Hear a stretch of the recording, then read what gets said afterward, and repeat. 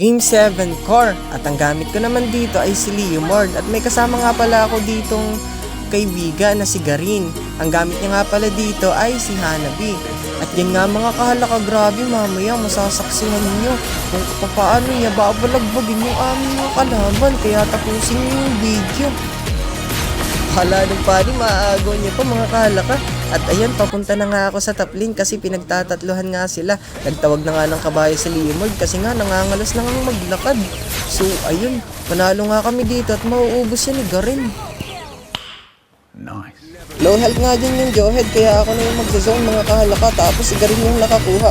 Mapapansin nyo nga dyan, parang si Arlott na nagsa-sidestep, grabe. Di pa nga dyan natatapos yung labanan mga kahalaka.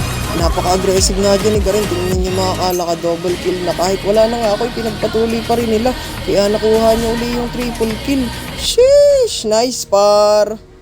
At dyan nga, ibibigyan ko na kagad yung chlorine. At nga pala mga kahalaka, kung di ka pa nga pala nakapollow sa aking page, baka pwedeng mag-follow ka na para lagi kang updated sa mga ginagawa kong video. Grabe din yung Johead, hinatid ba naman yung mga kalaban namin sa kamatayan?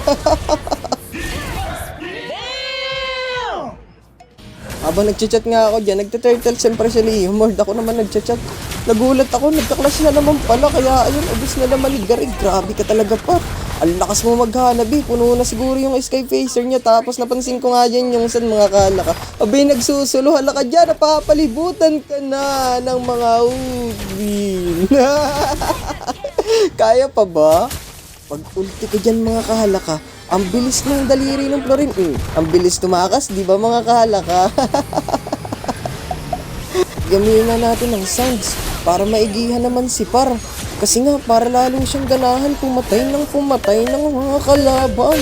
At ayan, na-takedown ko na nga din yung Lord mga kahalaka. Pinasakay ko na nga din si Leomord sa kanyang kabayo kasi ngalay na nga daw siya. Napansin ko nga, nakikipag-clash na dyan mga kalaka yung aking mga kakampi. Tapos nagtago pa nga ako. Sari-sari talaga, kaya ayan, nabigyan si Par. Okay lang, kami na uubos dyan. Kaso nagulat ako, akala ko may tower mga kalaka, kaya ako'y napa-atras. Nag-abang ako dito, tingnan nyo mga kalaka. Napansin nyo, 5-1 ang tapang ni kalaka. Ang lakas ng hangin, kaya ayun, ako'y nabigyan. Parating na nga dyan si Hanabi at mararamdaman nila ang kalupitan niya. Kaya saksihan nyo kung gaano siya kalakas mga kalaka. Grabe, naubos niya ako kahit siya lang mag-isa, nagtitig pa nga. At nung maubos sila, doon na sila nagpaalam kaya natapos na ang laban. Nice Par, ang lupit mo. Pinakita mo sa kanila kung gaano ka kalakas.